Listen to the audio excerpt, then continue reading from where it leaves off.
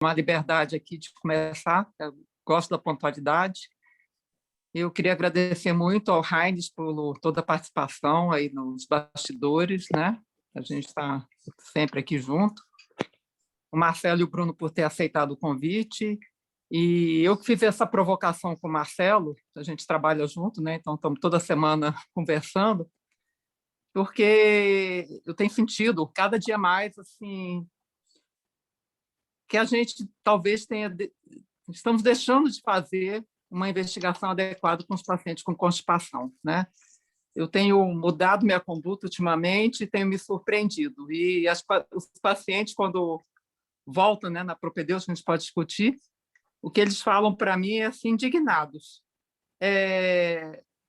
Mas, doutora, por que nunca nenhum médico me pediu esses exames? Né? Então, eles passam na mão de vários proctologistas, clínicos, gastroenterologistas, ficam circulando e a gente, às vezes, pode dar uma qualidade de vida melhor para esse paciente. Então, eu provoquei o Marcelo, discuti muito com ele e a gente resolveu levar essa reunião hoje. Tá? Obrigada e vamos começar. A joia, Adélia, muito obrigado. Eu que agradeço a gentileza do convite para participar dessa reunião do Clube do Intestino. Cumprimento o doutor Bruno também. Provocação, quase uma imposição, né? Para a gente discutir constipação, e o susto que você me deu de eu falar de constipação para os clínicos. O que cirurgião coloretal vai falar de constipação, vai ensinar constipação para clínico? Mas, de fato, nós conversamos bastante. O que eu vou apresentar, o modo como eu vou estruturar essa apresentação é fundamentalmente em cima da avaliação complementar da constipação intestinal. Vou falar de alguns exames, definir a constipação e, ao final, nós vamos discutir um caso clínico real. O doutor Bruno vai me ajudar aqui, para a gente tentar colocar em perspectiva, para o não especialista, como é, de fato, o paciente que necessita dessa investigação e quais são os exames e a ordem dos exames para a gente investigar adequadamente, sem fazer exame demais e, como a Adélia muito bem colocou, sem deixar de fazer exame naquele paciente que precisa. Antes de eu começar, tem um reparo importante que eu preciso fazer aqui. Essa não é a minha principal área de atuação. Eu, atualmente, sou mais afeito à colonoscopia, o tratamento do câncer coloretal, principalmente o câncer coloretal hereditário, que é um tema que eu gosto muito, mas a constipação faz parte do dia a dia do gastroenterologista e principalmente do proctologista, né? A gente tem uma experiência muito boa também com o exame, que eu vou mostrar aqui para os senhores, que é a ecodefecografia. A gente faz bastante esse exame, a ecodefecografia é um exame tridimensional, que tem uma boa correlação, a gente tem experiência boa com isso. Mas há profissionais aqui em Brasília especialmente dedicados na investigação da fisiologia anorretal. E eu não posso deixar de citar aqui 3 deles que me ajudaram na composição dessa aula, fornecendo material: a doutora Silvana, com os exames de manometria anorretal, vou falar para os senhores; a doutora Bianca, que gentilmente cedeu um caso clínico real dela, que é o que nós vamos discutir ao final; e ao doutor Fábio Soares, que me forneceu exames de cinedefecografia, que eu já utilizei em outra aula, não consegui abrir todos aqui, em função do tempo eu vou pular, vou passar, tá? Mas eu agradeço a todos eles. E se eles puderem também participar, tudo vai acrescentar bastante para nós. Por enquanto, nós vamos aqui por nossa conta e risco mesmo. Eu declaro que eu não tenho nenhum conflito de interesse. Vamos lá. A constipação, eu peguei essa definição da Sociedade Brasileira de Coloproctologia. O que é constipação, né? Constipação, basicamente, é caracterizado um sintoma, a gente tem que confiar muito no relato do paciente, caracterizado pela dificuldade relacionada ao ato evacuatório, a frequência da evacuação, ou as duas coisas que nós vamos poder discutir mais adiante. Como é um sintoma, a gente tem que tomar muito cuidado em ser muito agressivo no tratamento. Nós estamos tratando uma doença, nós estamos tratando um sintoma. Muito comum, todo mundo que faz consultório sabe, ao menos 1, 2 pacientes têm queixa de constipação intestinal. Estima-se a prevalência em 15% da população geral, mais comum em mulheres, com aumento progressivo com a idade, e essa diferença do dobro de mulheres para homens vai praticamente se igualando com o tempo. E aqui vai a primeira classificação da constipação entre primária e secundária. Secundária, logicamente, secundária é alguma doença de base, é um sintoma associado, e a mais comum, que é a primária, que nós vamos definir aqui como constipação crônica funcional. Essa primária, como fisiopatologia, tem uma relação, às vezes, com hábitos dietéticos de atividade física dos pacientes, às vezes uma alteração de motilidade primária do intestino, uma alteração sensorial motora do cólon, distúrbios psicológicos frequentemente associados nesses pacientes constipados, ansiedade, depressão, papel da microbiota, que nós não sabemos, e o que a gente vai centrar muito nessa apresentação, os distúrbios da defecação, que podem ser um distúrbio de origem funcional ou anatômica, isso é uma outra classificação, tá? E uma combinação desses, em que se estima que cerca de 2/3 dos pacientes que têm distúrbio de defecação também têm uma alteração da motilidade intestinal associada. Então, como os senhores sabem, um diagnóstico clínico, eminentemente clínico, a gente vai considerar a constipação pacientes que têm sintomas com duração pelo menos de 3 meses. É importante a gente mostrar essa tabelinha para mostrar como é que é o cocôzinho do paciente. A maioria das vezes o paciente constipado tem tipo 1 ou tipo 2, que tem uma relação direta com o tempo de trânsito, mais ainda do que a frequência evacuatória. Alguns pacientes, não raro, têm associado tensão e desconforto abdominal, e a gente tem que estar atento àquele paciente que tem a constipação, entre aspas, que na verdade é uma alteração do hábito de início recente, associado a sintomas de perda ponderal, de hematoquesia, que precisa ser investigado com colonoscopia, o que atualmente não é o caso dos pacientes com constipação sem sintomas de alarme, tá?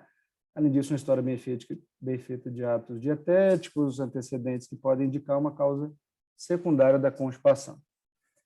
Além disso, no exame físico, atualmente pobre, mas há necessidade de investigação um pouco mais detalhada em alguns casos, até pela suspeita de uma doença neoplásica, por exemplo, presença de um fecaloma.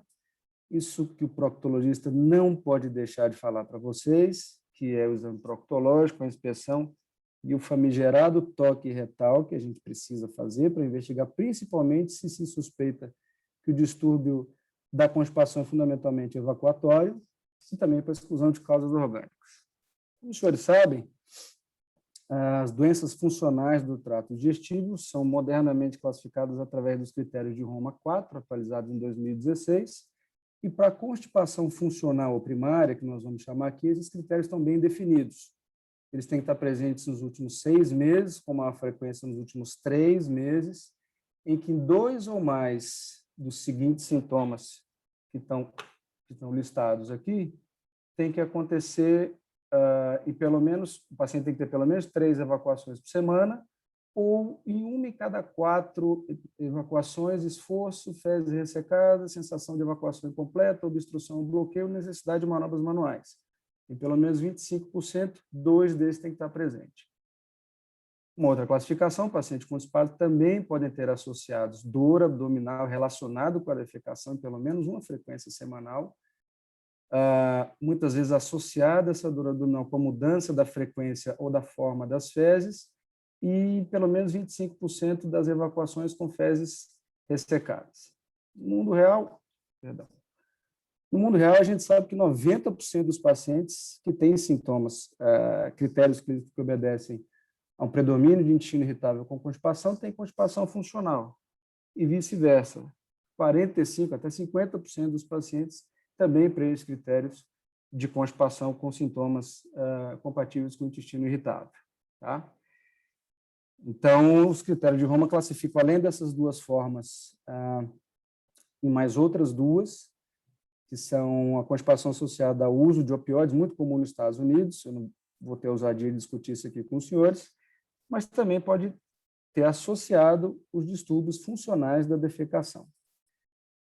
Então, como tem essas classificações todas, talvez ao final do exame físico da história seria mais interessante a gente separar o paciente com constipação primária ou funcional em 2 tipos, com predomínio de dor abdominal ou não, e que tem associado algum distúrbio da defecação ou não a partir da história do exame físico simples, primário dele mesmo, que pode acontecer até 1/3 dos casos, a presença da defecação obstruída. Tá? Um tratamento clínico, atualmente, conversar com o paciente quais são os reais objetivos e expectativas. Tem paciente que não evacuou desde a infância e chega no consultório para você querendo evacuar todo dia. com dificuldades. Tem que colocar a expectativa real do que é possível obter no controle da constipação funcional, com mudança do estilo de vida, e essa é a grande dificuldade a longo prazo, como a gente sabe, o diagnóstico de alguma doença de base que possa, através do tratamento, resolver o sintoma, melhorar o sintoma da constipação, orientação dietética com suplementação de fibra, principalmente fibra solúvel, e ingesta hídrica. Imensa maioria dos pacientes a gente para aqui. Alguns pacientes podem necessitar de laxativos osmóticos, em episódios excepcionais de viagem, mudança, enfim, estimulantes, mas a imensa maioria a gente consegue controlar até com laxativos. Uma percentagem menor de pacientes mais rebeldes ao tratamento clínico vão necessitar desses medicamentos, que já estão aprovados no Brasil, o secretagogue, os agonitas 5-HT4, serotonina, e mesmo a necessidade de uso de probióticos. Mas a imensa maioria a gente consegue tratar dessa forma. Entretanto, tem um grupo de pacientes que, mesmo com tratamento clínico, mesmo com orientação de dieta, mesmo com exercício, mesmo com o laxativo, você não vai conseguir o controle adequado na constipação, pelo menos a satisfação do que o paciente acredita que seja a resolução da constipação. Isso nós vamos definir como insucesso um prazo de tratamento de até 12 semanas. Você mudando a medicação, associando algum laxante, 1 mês, 2 meses, 3 meses, você vai considerar esse paciente como insucesso ao final de 12 semanas. Ou aquele paciente que tem um predomínio de distúrbio evacuatório que vai necessitar de uma investigação. Então, é essa população em que a gente deve estar atento e, como a doutora Adélia muito bem colocou, não deixar passar despercebido alguma alteração funcional mais grave ou mesmo anatômica que pode estar associado com o distúrbio da defecação, da fisiologia no retal. Então, os pacientes vão ter um distúrbio da evacuação, que pode ser funcional ou anatômico, ou uma alteração no trânsito intestinal, ou sintomas combinados, ou o terror do consultório, aquele paciente que tem constipação rebelde ao tratamento clínico com todos os exames normais. Então, vamos lá. O primeiro exame que a gente tem que usar, eu vou definir distúrbio da evacuação como as alterações funcionais ou anatômicas, tá? A gente vai poder discuti-las mais para frente. Funcional classifica como dissinergia, alteração própria da musculatura, ausência do relaxamento ou a contração paradoxal do músculo pubo-retal, ou uma dificuldade da propulsão retal, ou os dois associados. E as alterações anatômicas são essas daqui, que eu vou ter as imagens bem interessantes para mostrar para vocês. E não raro estão associados. É importante a gente lembrar disso, tá? Então, com relação às doenças funcionais, os distúrbios anorretais da defecação funcionais, os critérios de Roma classificam como F3 a defecação discinética ou a dificuldade da propulsão, como eu falei. Então, fundamentalmente, o que ocorre é que, durante a distensão do reto, reflexos autonômicos levam ao relaxamento do esfíncter interno e o reflexo voluntário leva ao relaxamento do esfíncter externo com, obviamente, a propulsão retal adequada, a evacuação. Nos pacientes que têm a dificuldade de defecação funcional, a despeito do relaxamento da musculatura interna involuntária, há uma contração paradoxal, ou ao menos um não relaxamento dessa musculatura, que muitas vezes associada à baixa pressão retal, leva ao bloqueio, a sensação de bloqueio, o paciente refere dessa forma mesmo, e a dificuldade na evacuação. Então, na investigação diagnóstica, qual que vocês acham que deve ser o primeiro exame que a gente vai pedir, que a gente vai fazer? Exatamente, o toque retal. Se vocês não fizeram o toque retal antes, aquele paciente que fica voltando ao consultório, em algum momento vai ter que fazer. O toque retal permite uma série de informações para a gente, como tônus da musculatura. Durante o esforço evacuatório, é impressionante, mas você consegue perceber alguns pacientes que têm evacuação discinética, uma contração do bulbo retal. Às vezes, no paciente que tem prolapso associado ou descenso, você consegue perceber essa mobilidade do músculo pubo-retal durante o esforço evacuatório. E alguns estudos relatam, inclusive, uma especificidade de 90% comparado com o teste de expulsão do balão, tá? Então, é importante fazer o toque retal, gente. Vamos lá, vocês não vão fazer toque, né? Então, vamos para a investigação mesmo. Para os distúrbios da defecação e o estudo da motilidade intestinal, a gente tem alguns exames E os de maior utilidade clínica, da prática clínica, são esses 4 que nós vamos poder discutir aqui na sequência. Tá? O primeiro deles é simular uma evacuação, chama teste de expulsão do balão. Literalmente, o paciente vai expulsar um balão. Você introduz através do canal anal do reto uma sonda de Foley, ou às vezes um balão de festa aniversário, não é isso tudo não, só um, com 50 ml de aguinha morna, aguinha aquecida, e o paciente senta confortavelmente do lado do seu consultório com a portinha fechada e tem um prazo de 1 a 2 minutos, isso é discutível na literatura, para poder evacuar. Se ele consegue evacuar, o teste do balão é dito negativo, ele conseguiu evacuar. Se não consegue, ele é positivo. Então, alguns estudos que tentam buscar uma correlação com a validade desse teste comparado com a evacuação.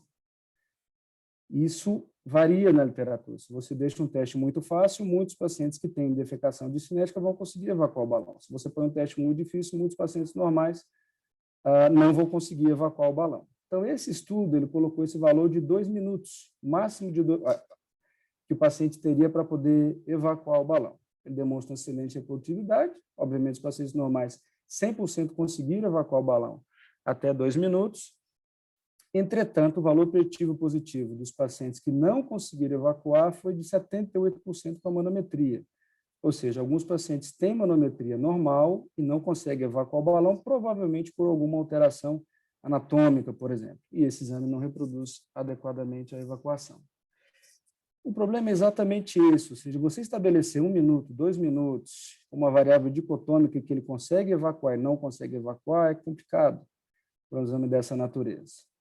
Não é desprezível, ele tem um índice de falso positivo de até 20% de pacientes normais, ou seja, que não consegue evacuar o balão se você coloca esse limite em 1 minuto. Ou falso negativo, paciente constipados, até 50% pode também conseguir evacuar o balão se você coloca o teste para 2 minutos.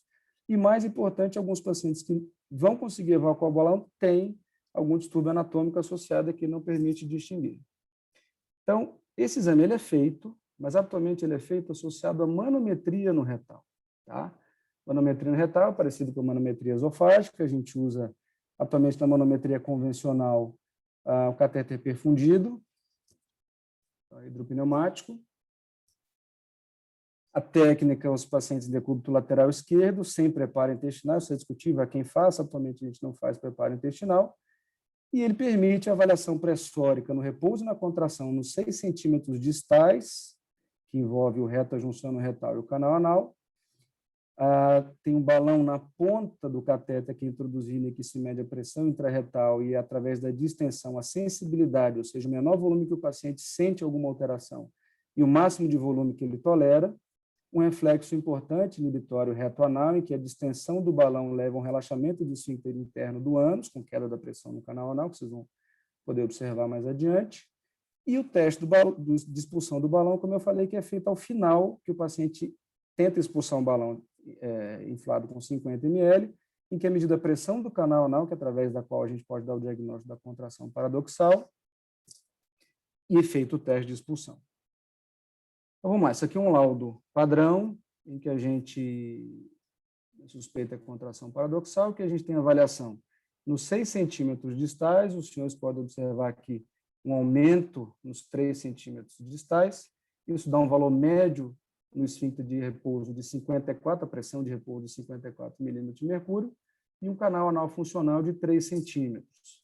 Da mesma forma, a gente tem valores pressóricos durante a contração, o que dá uma média de 152, e, além disso, a gente tem as informações da sensibilidade, o paciente percebeu alguma alteração a partir de 20 ml, tolerou o máximo de 240 ml, e teve o reflexo inibitório reto-anal presente. O que é esse reflexo? É exatamente isso aqui. Ou seja, durante a insuflação do balão, a distensão da parede retal desencadeia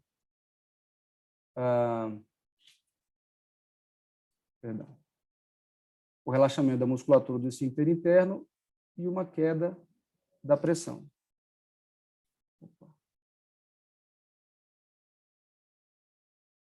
Perdão.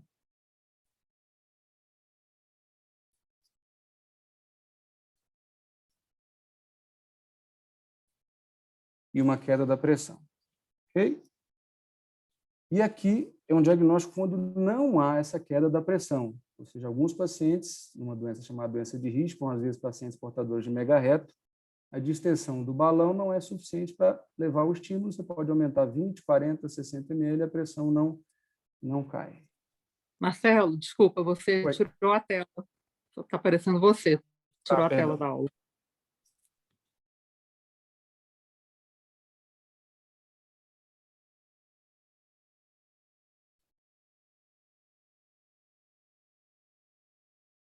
Todo mundo está vendo agora?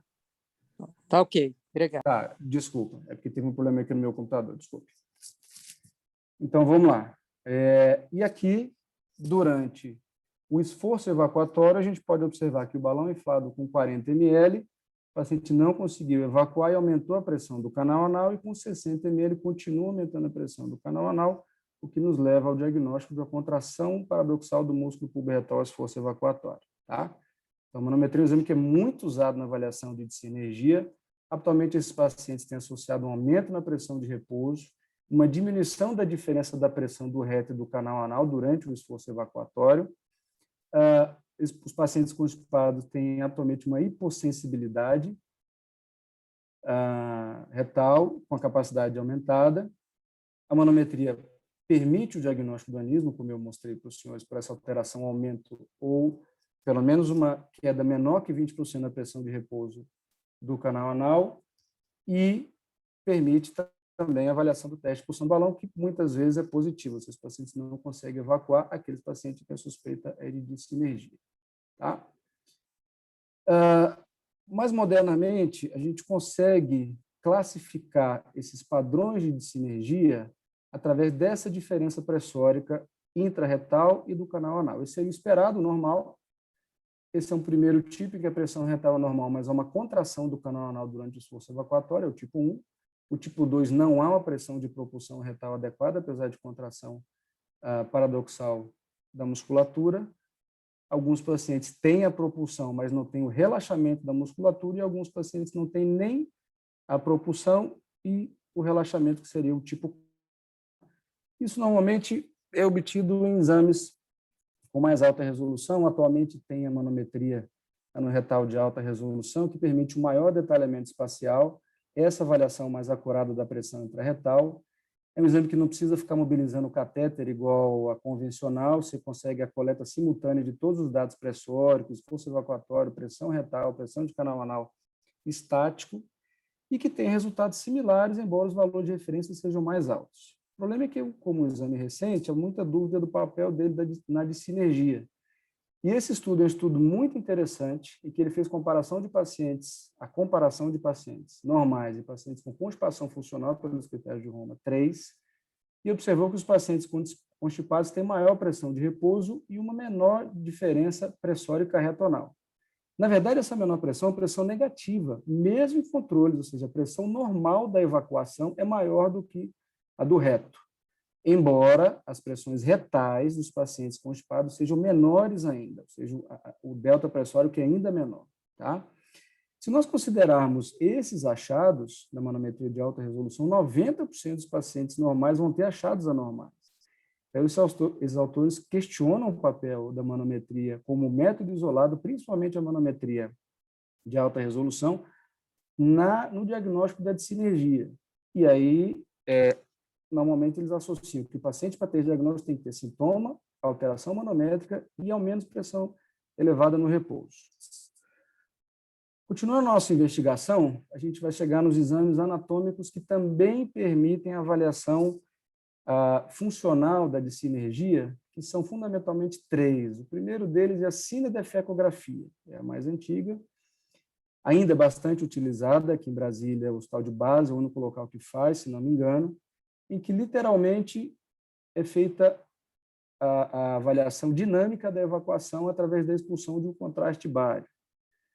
Os exames são exames dinâmicos, são feitas imagens inicialmente em repouso, na contração, e depois a avaliação fluoroscópica da dinâmica da evacuação e da pós-evacuação, que também permite avaliar a quantidade de material que foi evacuado, um prazo, enfim, demora 10, 15 minutos. tá?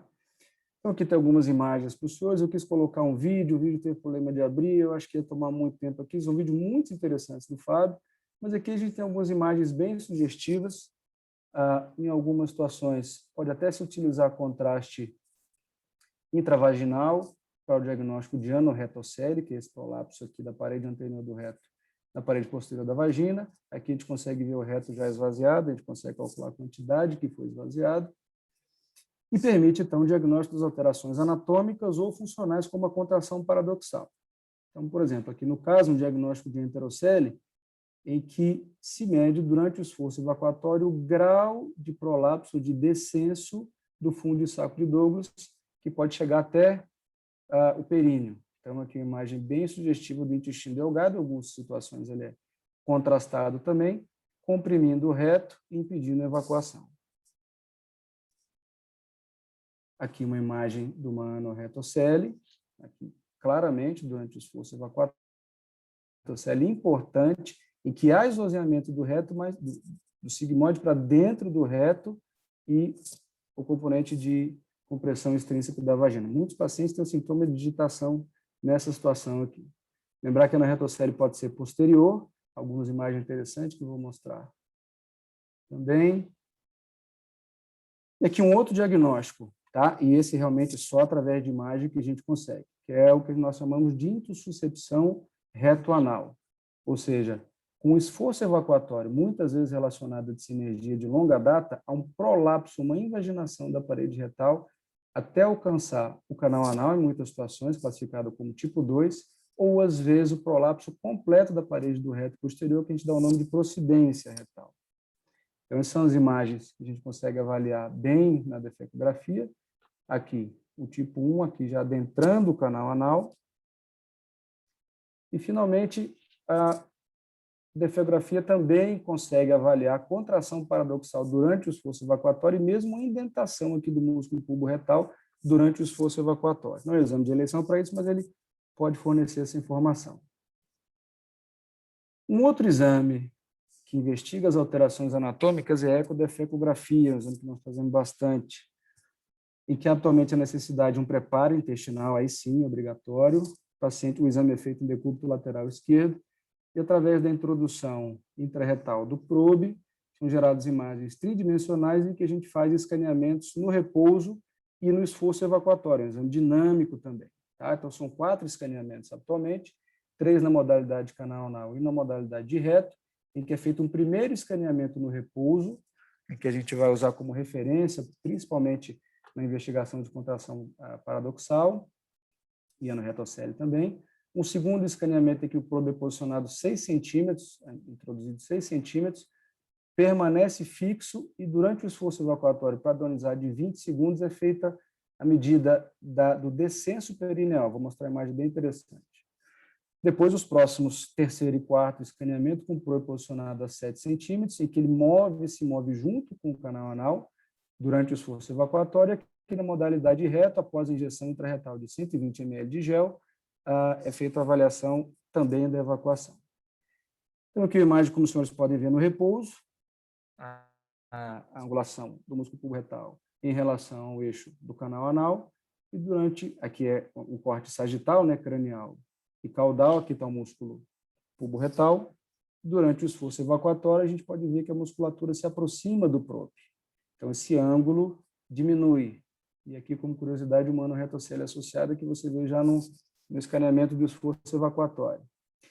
Aqui o escaneamento, como eu havia mencionado, aqui o probe permanece fixo. Então, a gente inicialmente, num corte radial, consegue evidenciar o músculo pubo-retal e durante o esforço evacuatório a imagem some e vai aparecer novamente com o probe fixo, eu volto a dizer, a imagem do pubo-retal que desceu, que caminhou durante a captura das imagens, determinada distância que a gente estabelece como anormal acima de 2,5 centímetros para avaliação de descenso.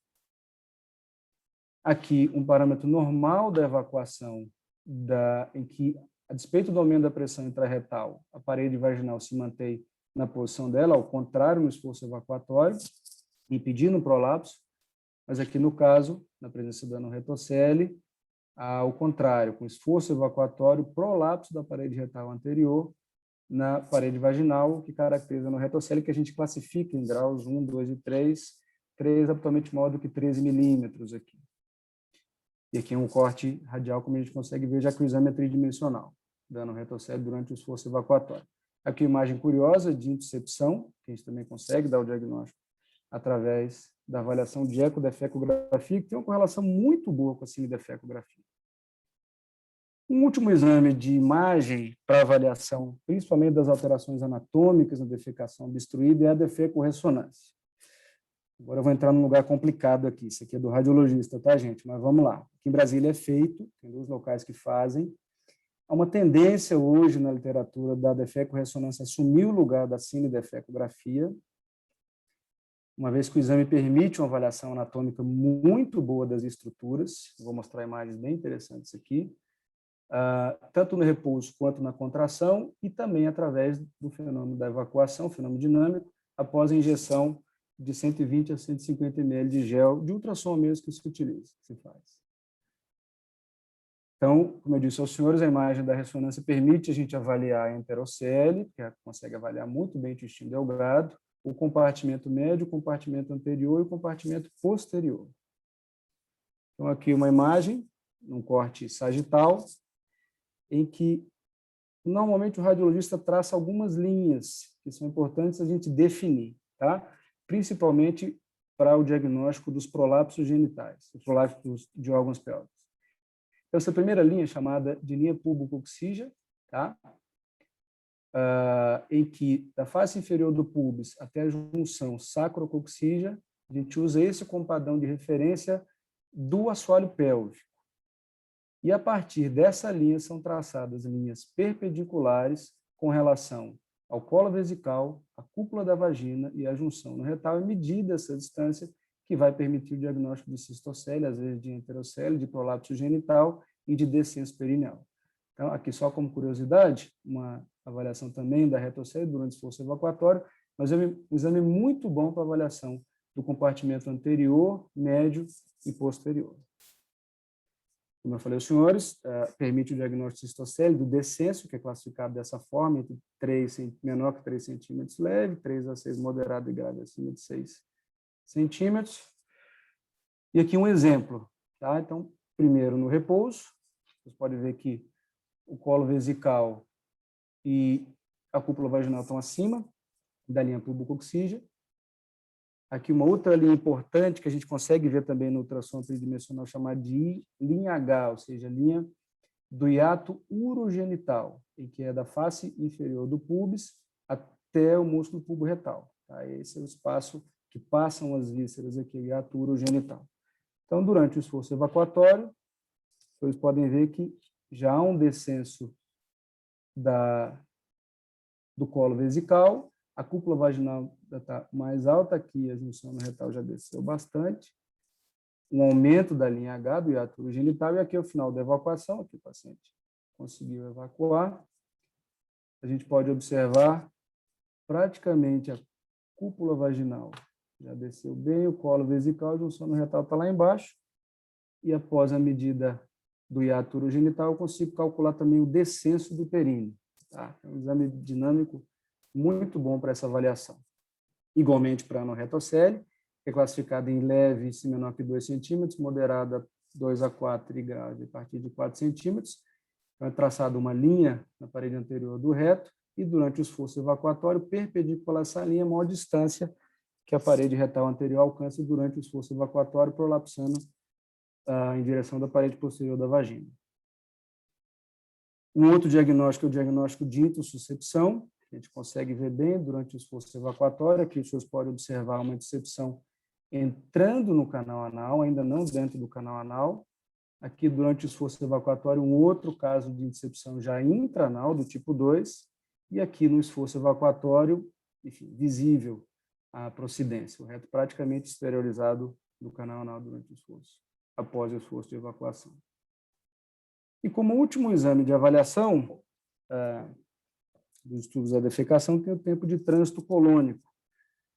O tempo de trânsito colônico, a forma mais utilizada é através da ingestão de marcadores radiopacos. É isso mesmo, o paciente engole essas 2 cápsulas aí.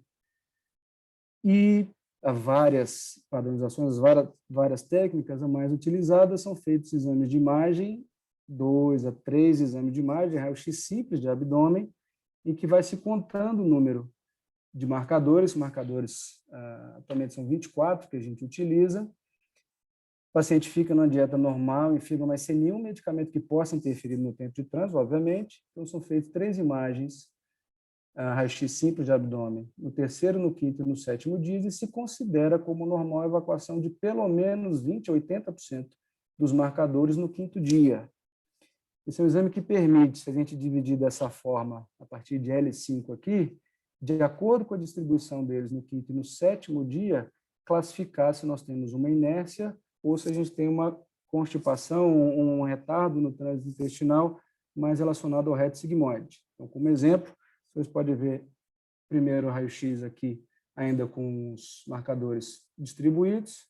No segundo dia, menos no colo direito e mais no colo esquerdo. Ao final do terceiro dia, praticamente no colo esquerdo. Então, seria um padrão de trânsito lento, principalmente reto sigmoide. E aqui, no caso, no terceiro dia, os marcadores ainda presentes em grande quantidade do colo direito, que seria o diagnóstico, daria o diagnóstico ao final do sétimo dia de inércia colônica. Há outros exames. Esse exame é o mais usado por ser o mais prático, mais barato, mas há outros em que se faz a investigação do trânsito colônico, como a cintilografia, um outro que é bastante utilizado, aqui em Brasília se faz também.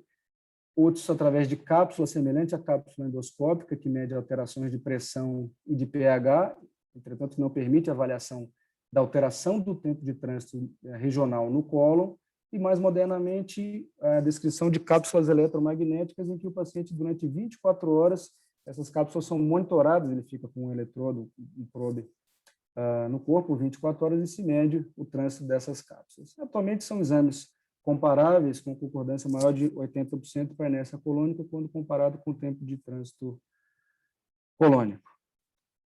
E aí, gente? Bastante coisa para a gente fazer. O paciente volta, o que a gente vai fazer, que exame que a gente pede, como é que é a sequência, qual é a correlação entre eles, para distúrbio funcional, que não é um parâmetro anatômico. Vamos lá, estudo da defecação e estudo do trânsito intestinal é muito complicado na fisiologia anorretal. A gente sabe que, principalmente nas alterações funcionais, não existe um padrão ouro.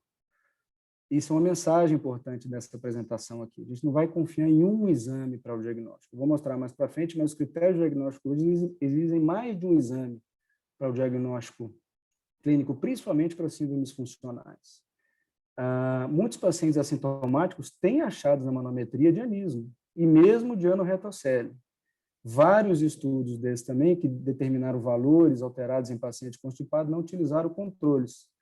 Se os senhores lembrarem, como eu expliquei, dos exames de imagem, a cinedefecografia, a ecodefecografia e a defecorressonância, a cinedefecografia, o paciente senta na posição habitual de evacuar, na ecodefecografia, decúbito lateral esquerdo, e na defecorressonância, decúbito dorsal. Então, é difícil a comparação se os exames não são padronizados. E mais ainda se a gente não define valores para isso. Se coloca só sim ou não, muitos pacientes vão estar nesse intermediário e vão ficar sem diagnóstico muitas vezes. E a concordância entre exames, que é complicado. Então, eu vou tentar não me estender muito, eu vou só citar mais 3 trabalhos que fundamentalmente procuram a correlação entre esses exames nos pacientes que têm sintomas compatíveis com defecação, com distúrbio da evacuação. Então, esse aqui é um estudo que avaliou pacientes constipados e controle, comparando o teste de expulsão do balão com a manometria de alta resolução e a defecorressonância, e observou que o teste de expulsão do balão positivo, ou seja, o paciente não conseguia evacuar, foi mais comum em pacientes constipados, mas 3% dos controles também não conseguiram evacuar. Isso habitualmente foi associado com menores gradientes pressóricos em pressões retais e menor quantidade do conteúdo retal evacuado, uma boa correlação nesses pacientes. Entretanto, as alterações anatômicas em pacientes que têm teste negativo estavam presentes em mais de 91%. Então, ou seja, se você coloca, por exemplo, um exame muito fácil de expulsão do balão, ele vai ter uma especificidade de 90%. Ou seja, o paciente que não conseguia evacuar um balão, por exemplo, depois de 2 minutos, a chance de diagnóstico dele ter uma alteração de cinética é muito grande. Entretanto, a depender de como você coloca, a sensibilidade cai muito. Esse estudo é um estudo que motivou mudança no critério de Roma para o diagnóstico da defecação funcional, em que ele comparou pacientes com diagnóstico clínico de dissinergia, qual era o valor do diagnóstico clínico em predizer alterações em manometria, no teste de expulsão do balão, no tempo de trânsito, na defecografia. Então, ele observou que pacientes com sintoma, 30% tinham manometrias normais. E também teste de expulsão do balão normal, e 2/3 desses também com tempo de trânsito normal. E dos 70% dos pacientes que tinham manometria alterada, apenas 1/3 tinham todos os 3 exames alterados. Entretanto, a imensa maioria tinha pelo menos 2 exames alterados, além da manometria. Então, os critérios clínicos têm um baixo valor preditivo positivo, ele aumenta quando os pacientes têm associado digitação, mas o diagnóstico de dissinergia habitualmente deve ser feito com o uso da manometria e ao menos algum outro exame. Esse é um estudo mais recente, que atualizou aquele estudo anterior com os critérios de Roma 3 e que fez investigação de 100 pacientes constipados, definidos pelos critérios de Roma, e observou que o teste de expulsão do balão conseguiu identificar, foi positivo em apenas 31% desses pacientes. Os testes de defecação, de imagem, no caso, a cinedefecografia, que foi utilizada nesse caso, foi em 38%. E o exame que deu maior índice de positividade foi a manometria. Entretanto, o que é curioso é que a manometria foi mais frequente alterada com relação à propulsão. Ou seja, muitos pacientes tinham até relaxamento de musculatura, mas não tinham a propulsão retal adequada. Quando se associou os exames, houve um progressivo aumento de 80% até 86%, sendo que os exames de imagem acrescentaram pouco no diagnóstico das alterações funcionais. Vamos lá, gente. Então, é isso que motivou hoje para que se dê um diagnóstico de um distúrbio da defecação, além do paciente ter critérios clínicos que satisfaçam a investigação, ou seja, o diagnóstico de defecação funcional, critério clínico de constipação, eles precisam ter ao menos 2 exames alterados, ou manometria, ou eletroneuromiografia, ou um teste de expulsão do balão, ou um teste de imagem que demonstre uma dificuldade na evacuação, ou porque você consegue dar o diagnóstico de sinergia da contração muscular, ou porque o reto não conseguiu ser esvaziado. Isso, habitualmente, esses exames são solicitados numa sequência após exames discordantes, por exemplo, de manometria, um teste de expulsão de balão, ou quando pacientes com diagnóstico de defecação funcional não melhoram com biofeedback. A gente tem que sair pedindo todos os exames de uma vez. É essa sequência, e através de 2 exames positivos, que a gente pode dar o diagnóstico de um distúrbio funcional, ou às vezes anatômico, que a defecografia pode mostrar. Como é o tratamento? Eu prometo para vocês que eu não vou falar de cirurgia, eu vou parar aqui no biofeedback, tá? Distúrbios funcionais, às vezes de inércia colônica, pode precisar de um tratamento cirúrgico, habitualmente as alterações anatômicas vão necessitar de um tratamento cirúrgico, mas não raro, todos eles são precedidos desse cara aqui, do biofeedback, tá? Biofeedback, não sei se a Samantha está acompanhando a gente aqui, mas ele é muito importante, tem resultados muito bons para os distúrbios funcionais, em que é feita uma orientação da evacuação adequada para os pacientes, uma melhora da força, né, da propulsão retal através do treinamento, com treinamento não raro visual, do esforço do aumento da pressão intrarretal e diminuição da pressão do canal anal, que facilita a evacuação, e depois o treinamento disso em evacuações simuladas. Então, está na moda todo mundo falar de evidência 1A, né? A biofeedback tem evidência 1A de que melhora os sintomas de pacientes com defecação obstruída, com distúrbio funcional, atualmente comparado com laxantes e outras formas de tratamento. Então, aqui um laudo, depois do treinamento da fisioterapia pélvica, uma historinha muito bacana, muito bem feita, um diagnóstico de hipertensão de repouso, um diagnóstico manométrico de esforço evacuatório, de contração paradoxal, e depois de 10 sessões de fisioterapia pélvica com biofeedback eletromiográfico, a gente vê, olha que bacana, no gráfico 1, ao final do tratamento, o paciente contraindo e relaxando a musculatura voluntariamente, e depois relaxando durante o esforço evacuatório, praticamente sem pressão nenhuma. Então, vamos lá, gente, para a gente finalizar, eu já falei demais, distúrbios da defecação, da evacuação, eu costumo comparar com endometriose, foi o que a Adélia falou.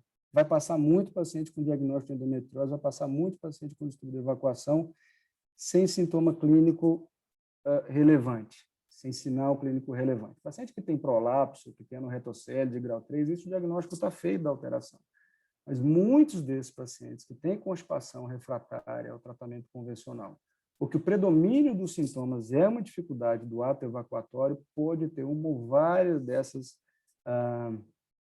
comorbidades associadas. Tá? Então, é importante a gente pensar nelas e seguir uma sequência, que é com ela que eu vou encerrar aqui a minha apresentação, em que a gente normalmente começa aqui.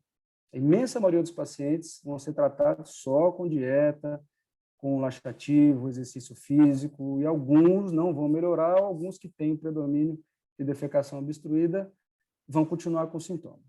Então, os exames iniciais seriam a manometria e um teste de expulsão do balão, que tem um valor preditivo negativo grande, ou seja, os dois exames normais, muito provavelmente uma alteração da defecação ou funcional o paciente não tem. Então, seguindo essa sequência aqui, normalmente são pacientes que vão necessitar de um trânsito colônico, muitos deles vão melhorar com o uso de algum procimético, poucos deles vão ter o diagnóstico no trânsito colônico de constipação por trânsito lento, e são aqueles que são candidatos ao tratamento cirúrgico. Mas isso é um braço bem raro, tá? Não é comum na prática clínica habitual.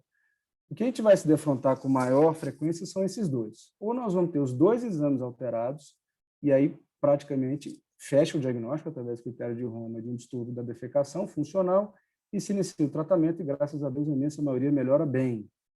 Entretanto, aqueles pacientes que não têm melhora, é nesse caso que a gente vai fazer a defecografia, os exames de imagem, ou naquele que os exames são inconclusivos. A combinação mais comum são pacientes com teste de expulsão do balão normal e manometria alterada, tá? Ou seja, que podem ter alguma alteração na defecografia normal. Mesmo os pacientes que têm a defecografia normal, anormal, alterada, podem novamente ser submetidos a um treinamento com biofeedback, e não raro, muitos deles vão voltar a melhorar. Entretanto, aqueles excepcionais que ainda não melhoram, ou que têm um distúrbio anatômico claramente evidente, o biofeedback serve até para isso, para descartar a alteração funcional. Aí sim são aqueles que podem ser candidatos ao tratamento cirúrgico, que é de exceção. Eu acho que é isso. Eu vou parar por aqui.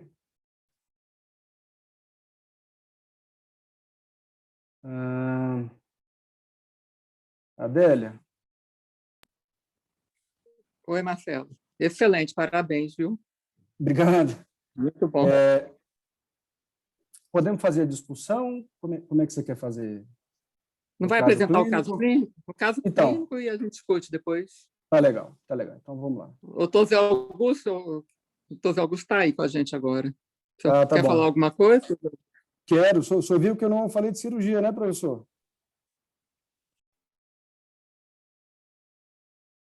Está ouvindo, Adélia? Está ouvindo? Está ouvindo, Adélia? Estou, pode falar, doutor Zé Augusto. Eu queria parabenizar o Marcelo pela excelente aula. Aprendi muito. Tá joia, professor. O senhor viu que eu não falei de cirurgia, né? Aprendendo, viu? Tá joia. O senhor pediu para não falar de cirurgia. Você, como sempre, tem muita didática, explicou muito bem. E uma aula meia que você vê que tem muitos exemplos que são complicados para se explicar, mas você saiu muito bem. Parabéns. Tá joia, professor. Muito obrigado, viu? Eu vou iniciar, então, a discussão do caso clínico. Bruno. Vamos lá, mestre. Vamos aqui. Espera aí, deixa eu ver o que se sucedeu aqui.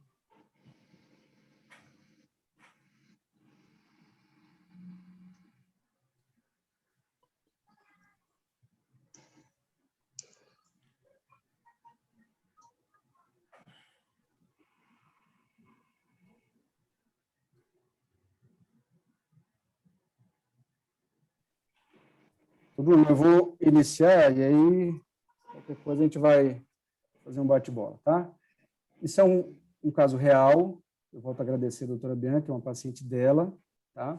paciente de 39 anos, com constipação desde a infância, que relatava evacuações infrequentes até o máximo de uma evacuação, no máximo 2 evacuações por semana, e que no momento ela só conseguia evacuar com lavagens. Eu tinha com relação aos critérios de Roma 4, esforço evacuatório, além da frequência evacuatória, né, e evacuação incompleta, mas sem necessidade de manobras manuais. Tinha alguns familiares com constipação, era nuligesta e atleta, não tem nenhum sintoma de alarme associado, referiam a ingesta adequada de fibra e de água e uso de vários laxativos sem sucesso. No exame que o senhor fez, mostrava uma contração pulbo-retal discutível. Você faria algum exame a mais, insistir em algum laxativo, alguma coisa? Interessante da história clínica, né, doutor Marcelo, que os sintomas aí já chamam a atenção para uma desordem de defecação mesmo, né, uma sensação de evacuação incompleta, como o senhor bem colocou, começou a investigação pelo exame proctológico, né, que na maioria das vezes vai ser normal, mas o exame normal ele não pode excluir, ele não exclui, né, a possibilidade de ser uma desordem de evacuação. Nesse caso aí já aponta para a possibilidade de uma contração do bulbo retal, então acho que começaria a investigação pela manometria. O exame endoscópico, eu acho que o mínimo seria fazer uma retossigmoidoscopia, né, para complementar o exame proctológico. Essa paciente não tem nenhum sinal de alerta e está fora da idade de rastreamento de câncer coloretal, né? Tá. De ordem prática, eu acho que seria muito complicado a gente não fazer uma colonoscopia nessa paciente, né? Tá, Joel. Como o seu proctologista faz esse exame muito bem, o senhor pediu uma colonoscopia, fez a colonoscopia que está normal. Tem nenhuma alteração, não. E vamos para a manometria, é isso? De exame de função. Manometria, com certeza. Manometria. Anatômico você não vai pedir nenhum, não. Por hora, não. Então, vamos lá. Essa aqui é a manometria dela.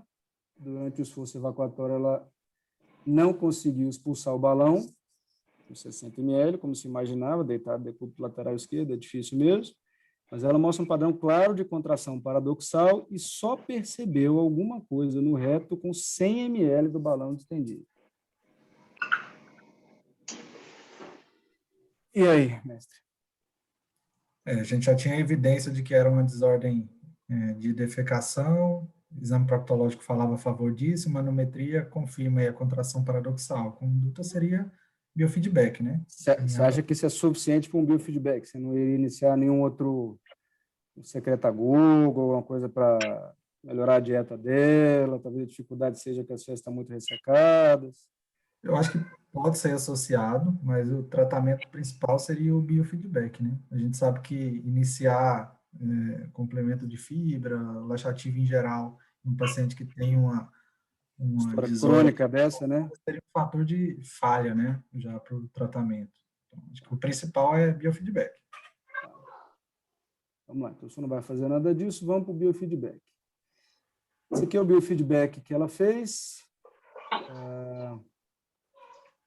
Aqui, ela fez 10 sessões. Olha a imagem dela na contração, que bacana. E ao final do treinamento, posicionada na cadeirinha, fazendo na última sessão, o esforço evacuatório dela sem pressão nenhuma. Mas depois posso fazer uma pergunta aqui? Pode?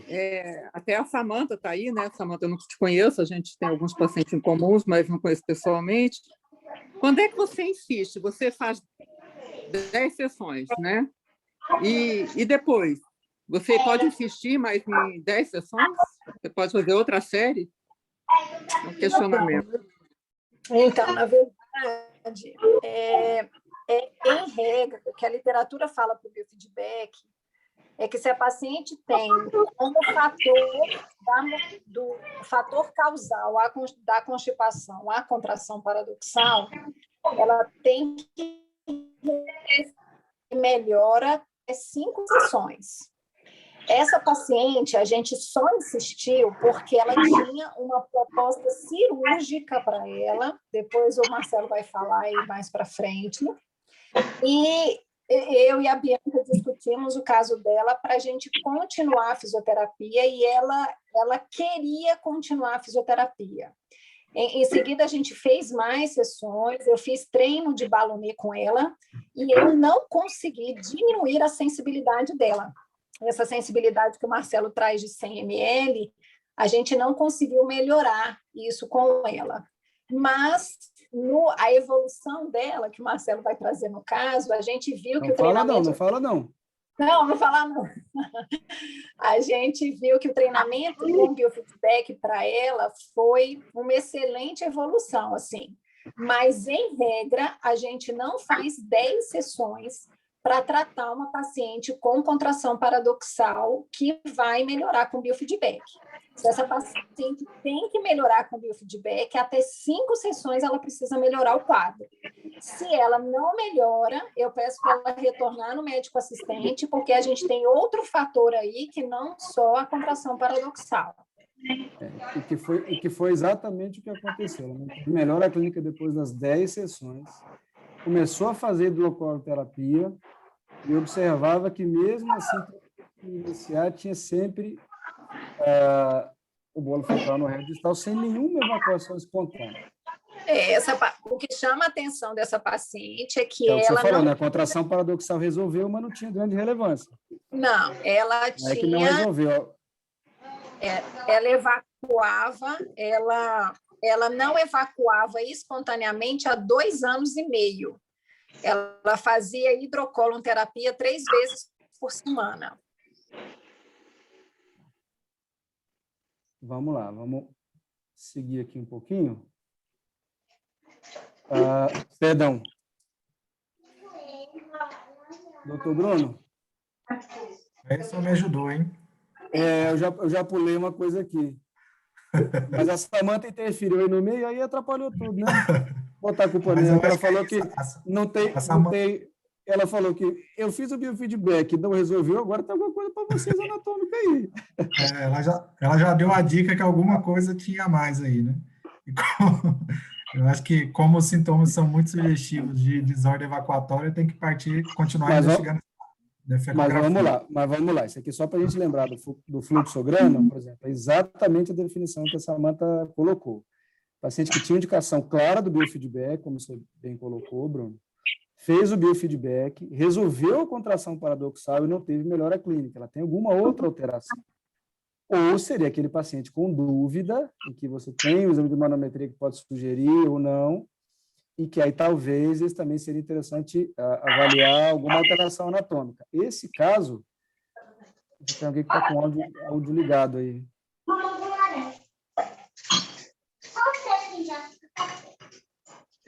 Bom, vamos lá, então. Quem está com esse áudio ligado? Fechou, mestre, fechou. Ah, tá. Vamos lá, então, o exame de imagem foi solicitado para essa investigação, na continuação da investigação dela, foi a cinedefecografia, que não teve nada. Relaxamento puboretal, evacuação, sim, bom, depois do biofeedback, sem dúvida, né? Abalamento anterior da retocele não se aplica retenção de contraste, que não tem retocele, não tem resíduo ao fim da evacuação, não tem discepção, descenso normal, paciente de 39 anos, jovem. E aí, mestre? É difícil, né? Bem surpreso com o resultado. Acho que talvez voltaria um passinho e passaria para algum exame de trânsito colônico mesmo.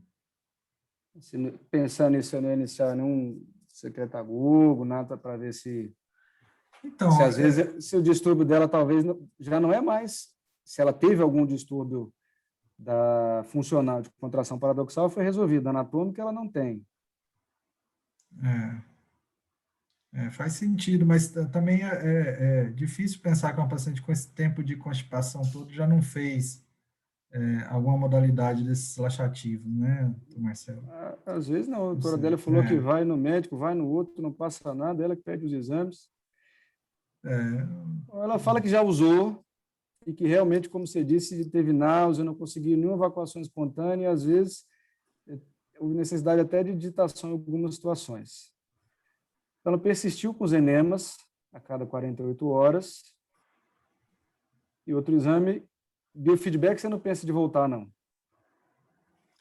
Não, eu acho que ou reavaliaria tudo de assoalho pélvico, ou passaria para trânsito colônico, para tentar investigar outra causa. Fez 10 sessões, não resolveu, não tem exame anatômico, mas ainda assim, as 10 sessões não resolveu, né? Vamos lá, tempo de trânsito. Ela fez o tempo de trânsito igual o senhor pediu. Vai ver lá, acentuada obstipação esquerda do intestino grosso. Não foi o tempo de trânsito com marcador, foi a cintilografia. Então, mostrou uma retenção que fala favorável ao sintoma que ela tem, de retenção sem sensibilidade retal nenhuma, ou muito baixa, em que o reto e talvez o sigmoide seja um reservatório ali, que ela não consegue ter propulsão para isso. Talvez um trânsito até lá, mas de lá para frente, e sem nenhum bloqueio, nem mecânico, nem funcional de tubo retal. Pensaria em alguma doença orgânica, alguma... Pensando em uma atonia segmentar, assim, só do lado esquerdo, né? Talvez algo neurogênico. Vocês pensariam em biópsia? Pensariam em biópsia dessa paciente? Vamos lá, doutora Adélia. Essa paciente foi revisada a manometria dela, porque uma das coisas é isso que você está pensando. O RISPRO, às vezes, apesar de não ter megacólon, o exame de imagem dela também não detecta megacólon, mas às vezes pode ser o RISPRO. Ela tinha um RIRA normal, ou seja, no RISPRO, às vezes, o reflexo inibitório retanal é ausente e ela tinha reflexo. Apesar de você ter de estender o balão muito, mas ela teve relaxamento involuntário, né? E foi feita biópsia retal, viu? Não tinha ganglionose. Então, é uma paciente que não tem alteração anatômica, já não tem mais de sinergia, se ela teve o biofeedback, corrigiu bem, mas isso não fazia grande diferença para ela, talvez uma alteração de propulsão, de percepção retal, de propulsão ausente, e sem doença orgânica. E aí, mestre? Professor. O senhor enrolou a gente agora, né? Acabou, né? Complicado. Acabou. O senhor vai ter que contar o que aconteceu com ela para a gente. Mas porque todo o quadro clínico faz pensar em desordem baixa, né? Em defecação obstruída, em disfunção de assoalho pélvico. E aí aparece aí essa inércia segmentar, né? A gente fica pensando se isso não pode ser reacional ao tempo que ela tem aí de distúrbio, de defecação obstruída, né? Ou se começou por aí mesmo, começou por essa inércia aí que está restrita ao colo esquerdo, né? E virou um colo catártico que vai começar do colo esquerdo, que a propulsão das fezes é mais difícil que o colo direito e que, se não tratado, ia caminhar para o colo direito também, com a inércia completa. Eu acho Tá, que... eu não sei se a Bianca está participando. Se ela estiver participando, eu queria que ela falasse. Se ela não estiver participando, não sei se está, né? Acho que não. Bom, eu vou falar essa paciente. Boa noite, tudo bem? Boa noite. Eu sou a Zuleika, tudo bom? Como vai, Zuleika? Tudo bem? Tudo, parabéns aí pela apresentação, viu? Foi bastante esclarecedora, adorei, muito bom. Tá joia, obrigado. Deixa eu fazer uma pergunta. Você tem alguma experiência com o lubiprostona? Usei poucas vezes. Lubiprostona, que nós estamos falando, é o Amitiza? Isso, exatamente. Tá. Zuleika, usei algumas vezes os pacientes. O comecinho é muito bom, né?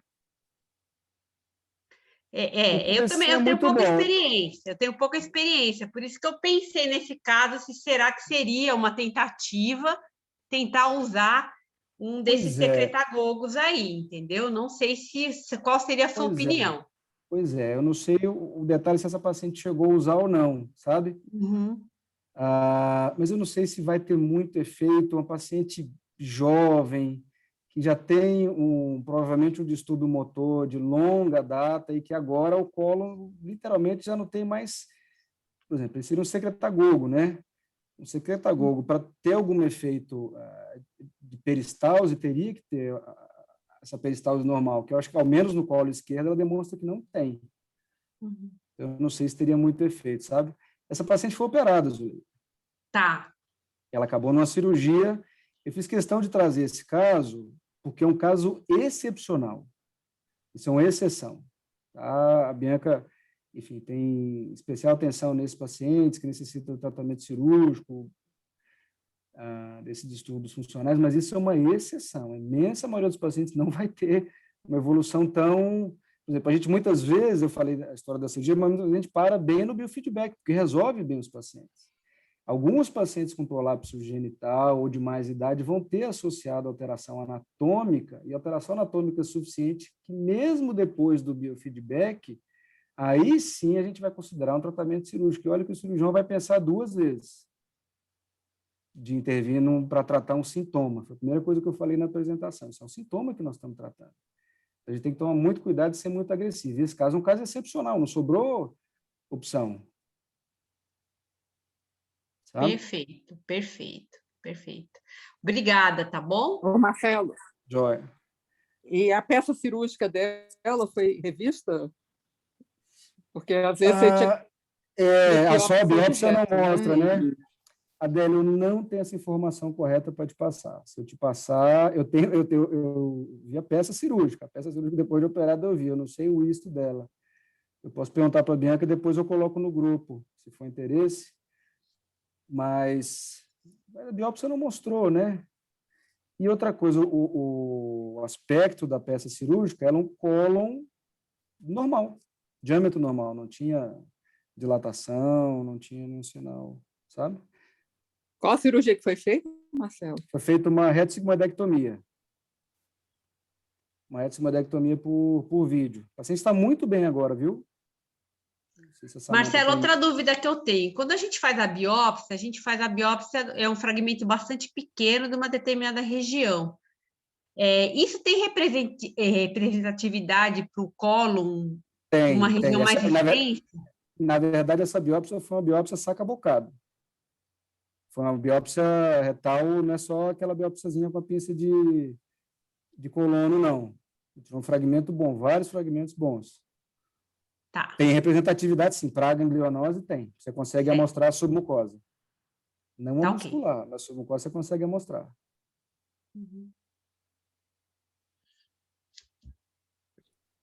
Olha, é excelente. Eu acho que você mostrou uma exceção, mas é o que eu tenho discutido com o Marcelo todo dia agora, né, Marcelo? A gente tem que ficar mais atento à investigação desses pacientes, né? Eu acho que o mais comum de todos, pode até a Samantha comentar aí, talvez seja a contração paradoxal que a gente vê. Você não precisa ter grandes alterações anatômicas, né, Marcelo? A maioria não vai tomar retrocede. Eu coloquei esse caso, Adélia, como exceção. A gente não vai precisar fazer todos esses exames. Esse paciente é um paciente de exceção. E mesmo os pacientes que vão necessitar de investigação também são pacientes constipados de exceção. A gente sabe que o paciente constipado não come direito, não toma água, não faz exercício, fica dentro de casa agora com Covid. Então, a maioria desses pacientes são medidas mais simples. Alguns pacientes vão necessitar dessa investigação. O exame inicial é que você tem pedido muito mesmo, é a manometria, mas a gente também tem que tomar cuidado de, às vezes, não interpretar exames isolados, né? Só a manometria, por exemplo. É um paciente bem indicado, com uma história compatível, com manometria, pelo menos mais outro teste, e não raro esses pacientes vão parar no biofeedback e vão ter resposta muito boa no biofeedback. A Samantha colocou aqui no chat que, para reforçar, que na cirurgia foi encontrado focos de endometriose, né? Eu acho isso aí um aspecto bastante importante para a gente entender como essa endometriose poderia interferir na velocidade do trânsito intestinal. Eu desconheço. Não sei se alguém tem experiência. Mas eu desconheço. O leica que tem atualmente está mais associada com dor, né? Ainda mais que não tem alteração macroscópica, né? Não sei também. O Heinrich, não sei se o Heinrich tenho alguma experiência nisso aí, mas eu acho que foi um achado isso aí. Eu vou fazer um relato aqui, que é um relato até pessoal, tá? Porque eu sou uma paciente que foi submetida a uma cirurgia aí por endometriose, tá? Então, assim, eu tive é um relato pessoal mesmo, eu tive uma endometriose profunda, isso tem mais de 10 anos, e eu fiquei sabendo disso numa cirurgia por causa de um suposto tumor de ovário. Na realidade, quando me abriram, que eu fui diagnosticada como endometriose. E eu tinha uma lesão extremamente extensa no sigmoide. Uhum. Essa lesão ela foi retirada, inclusive, pelo ginecologista que fez a minha cirurgia, porque ninguém estava esperando encontrar uma endometriose profunda, tão extensa na hora da cirurgia, entendeu? E assim, ele fez essa retirada, deu tudo certo, a cirurgia foi uma cirurgia longa, teve 5 horas, fiz esterectomia total, apendicectomia, retirada dessa lesão enorme na região do sigmoide, tá? E depois, no pós-operatório, o que foi comentado com o ginecologista na época, que fez a minha cirurgia, é que ele realmente achou que se tivesse um proctologista na hora com ele, teria sido realizada uma cirurgia proctológica, porque a lesão era bastante extensa, mas como ninguém estava esperando encontrar endometriose no meu caso, ele mesmo tentou retirar essa lesão do sigmoide. E ele conseguiu fazer tudo bem, ele até achou que teria que ter um segundo tempo de cirurgia com a retirada dessa parte do sigmoide, que ele achou que poderia ter alguma complicação.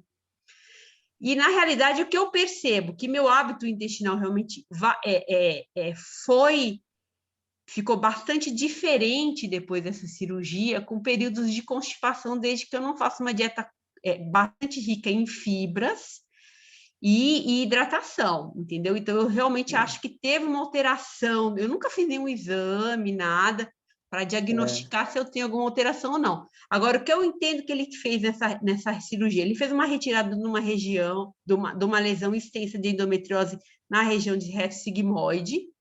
Eu não sei que tipo de alteração esse tipo de retirada pode ter gerado na parte funcional do reto sigmoide, entendeu? Mas que realmente eu tive essa alteração, eu tive. Oi? Você fez uma esterectomia total também? Esterectomia total também. Então, se formou uma enterocele por causa desse espaço, se teve uma lesão por causa da retirada desse foco de endometriose, eu não sei se isso pode interferir no trânsito intestinal, entendeu? Isso às vezes pode estar relacionado até na esterectomia à alteração nervosa. A alteração nervosa relacionada ao procedimento da esterectomia muda o funcionamento. Os pacientes foram constipados depois, não necessariamente da endometriose, mas por conta da alteração do plexo pélvico. Talvez seja por isso, Lê. Esse necessária de fazer, né? Necessária de fazer por causa da doença que você tinha, não tem dúvida. Esse meu questionamento não é baseado mais no meu relato, mas assim, eu fico imaginando que esses focos de endometriose nessa região do reto sigmoide poderiam interferir no trânsito intestinal de uma pessoa, da pessoa que tem esse... Eu desconheço, honestamente eu não sei, eu desconheço. Tá, ok. Obrigada, viu, Marcelo? Valeu, viu? Muito boa a sua aula, viu? Bastante esclarecedor. Obrigada. Eu que agradeço. Doutor Zé Augusto, está com o senhor.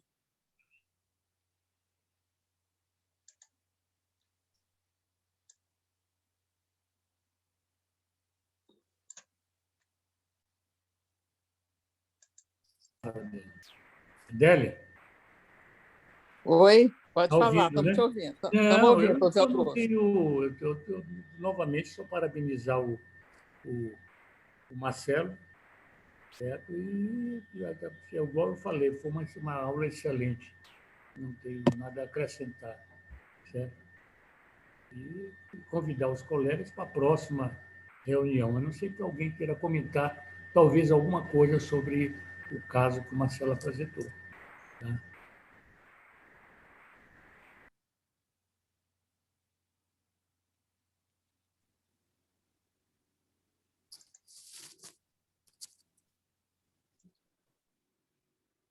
Bom, se não tiver nenhum questionamento, nenhum comentário, vamos agradecer a presença de todos, ao Dr. Zé Augusto, Helenice, o Heinrich, né?